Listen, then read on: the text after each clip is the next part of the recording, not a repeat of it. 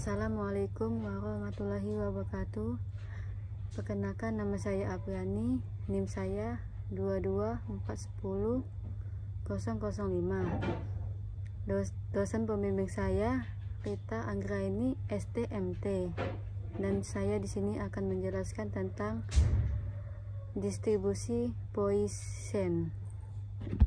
Apa itu distribusi Poisson? Distribusi Poisson adalah distribusi probabilitas yang bersifat diskret. Artinya, distribusi tersebut memberikan probabilitas dari hasil yang diskret, yaitu dapat dihitung.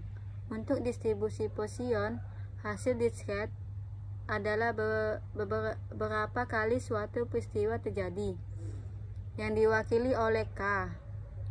Anda dapat menggunakan distribusi Poisson untuk memprediksi atau menjelaskan jumlah peristiwa yang terjadi dalam interval waktu atau ruang tertentu. Peristiwa dapat berupa apa saja, mulai dari kasus penyakit, pembelian pelanggan, hingga serangan meteor. Intervalnya dapat berupa jumlah waktu atau ruang tertentu, misalnya 10 hari atau 5 inci persegi. Anda dapat menggunakan distribusi Poisson jika 1.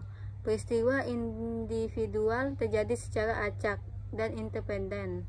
Artinya, peluang suatu kejadian tidak mempengaruhi peluang kejadian lainnya. 2. Anda mengetahui jumlah rata-rata peristiwa yang terjadi dalam interval waktu atau ruang tertentu.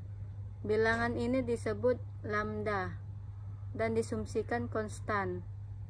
Jika peristiwa mengikuti distribusi Poisson, lambda adalah satu-satunya hal yang perlu Anda ketahui untuk menghitung probabilitas suatu peristiwa terjadi beberapa kali. Contoh distribusi Poisson. Secara umum, distribusi Poisson seringkali sesuai untuk data hitung. Data penghitungan terdiri dari pengamatan yang merupakan bilangan bulat non-negatif, yaitu bilangan yang digunakan untuk penghitungan seperti 0, 1, 2, 3, 4, dan seterusnya.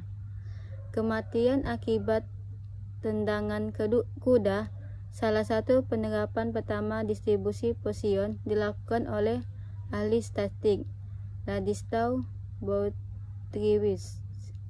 Pada akhir tahun 1800-an, ia menyelidiki kematian yang tidak disengaja akibat tendangan kuda tentara Prusia.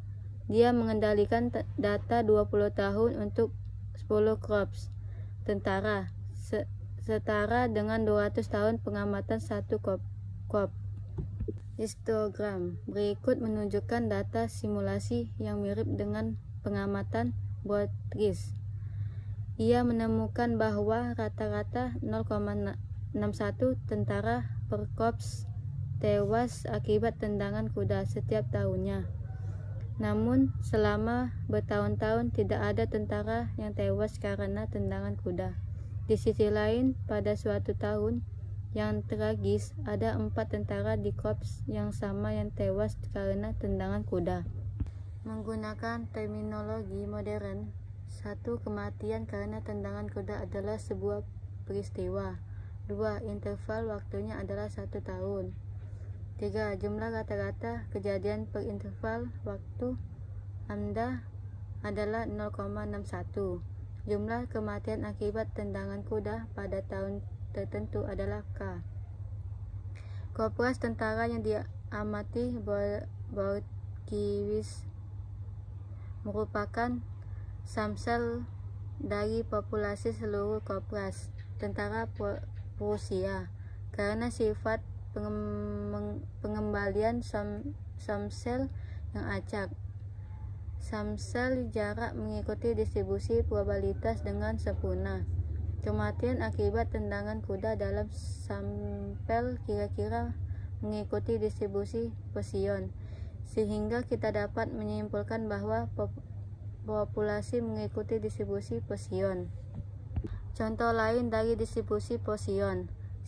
Sejak zaman Boutroux, distribusi Poisson telah digunakan untuk menjelaskan banyak hal lainnya. Misalnya, distribusi Poisson dapat digunakan untuk menjelaskan atau memprediksi 1. Pesan teks per jam. 2. Beruang gizi jantan per hektar. 3. Kerusakan mesin per tahun. 4. Pengunjungan situs web per bulan. 5. Kasus interfuzal per tahun. Grafik fungsi massa probabilitas. Distribusi Poisson dapat direpresentasikan secara virtual sebagai grafik fungsi massa probabilitas. Fungsi massa probabilitas adalah fungsi yang menggambarkan distribusi probabilitas diskrit. Jumlah kejadian yang paling mungkin diwakili oleh puncak distribusi. Modus. Jika lambda bukan bilangan bulat, modusnya adalah bilangan bulat terdekat yang lebih kecil dari lambda. Jika lambda adalah bilangan bulat, ada dua mode, lambda dan lambda 1. Ketika lambda rendah, distribusi di sisi kanan puncaknya jauh lebih panjang dibandingkan di sisi kirinya, yaitu distribusi sangat condong ke kanan. Itu adalah gambarnya condong ke kanan. Dengan bertambahnya lambda, distribusinya terlihat semakin mirip dengan distribusi normal. Faktanya, ketika lambda adalah 10 atau lebih besar, distribusi normal merupakan pendekatan yang baik terhadap distribusi Poisson. Mean dan varias dari distribusi Poisson. Distribusi Poisson hanya memiliki satu parameter yang disebut lambda. Rata-rata distribusi Poisson adalah lambda. Varias dari distribusi Poisson juga lambda. Di sebagian besar distribusi, mean diwakili oleh mu dan varias diwakili oleh sigma kuadrat. Karena kedua parameter ini sama dalam distribusi Poisson, kita menggunakan simbol lambda untuk mewakili keduanya.